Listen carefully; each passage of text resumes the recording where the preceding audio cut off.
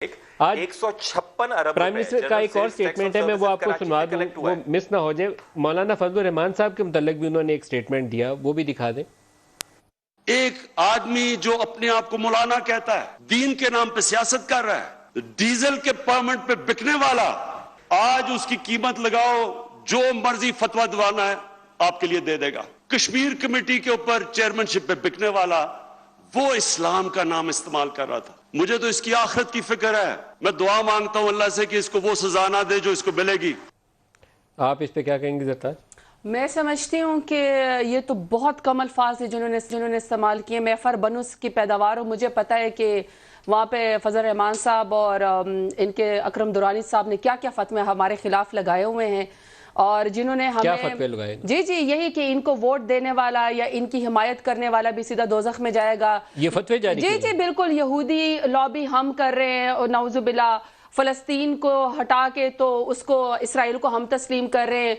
और मैं समझती हूँ कि क्या इस्लाम का, और फिर इन्होंने कहा कि यजीद के हाथ में हमने बैत नहीं की, क्या अल्फाज नहीं इस्तेमाल किए गए फजल रहमान साहब की तरफ से। मैं समझती हूँ कि अगर आपने सियासत करनी थी तो आप सियासत करते, मगर मजहब के नाम पे मुनाफरत फैला के किसी को ये राइट नहीं है कि आप मजहब के नाम पे लोगों के या माइंड को ट्विस्ट करें।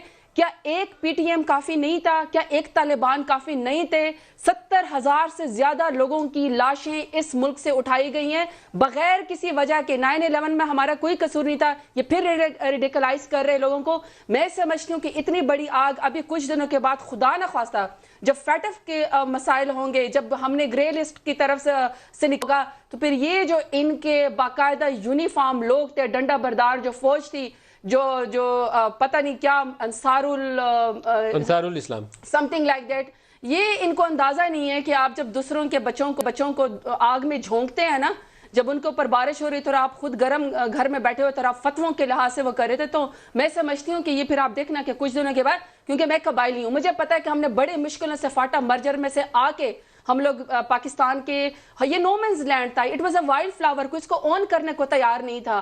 कभी हमें तालिबान बना देते हैं, कभी हमें मुजाहिदीन बना देते हैं, पाकिस्तानी बनने को तैयार नहीं। फर्स्ट टाइम हम उसमें से निकलने की कोशिश करें, आप फिर हमारे बच्चों को रेडिकलाइज कर रहे हैं। तो ये कि आपके ऊपर भी फतवे जारी हुए। जी आपका भाई खुद इस वाक़े में शहीद हो चुका है, बिल्कुल हो चुका है। या इट्स वेरी अनफॉर्चुनेट, लेकिन फिर भी इन लोगों को सुकून नहीं आता। कितने लोगों की लाशें बहाएंगे? मुझे नहीं समझ आते कि इन लोगों को, ये जो मजहब के ठेकेदार हैं, आज इसको इस्लाम से खारिज करो, आज उसे।